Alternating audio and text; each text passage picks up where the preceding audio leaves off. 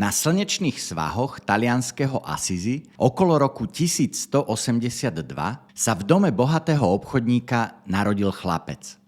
Jeho otec však v tom čase nebol doma. Bol na jednej zo svojich mnohých ciest za obchodom.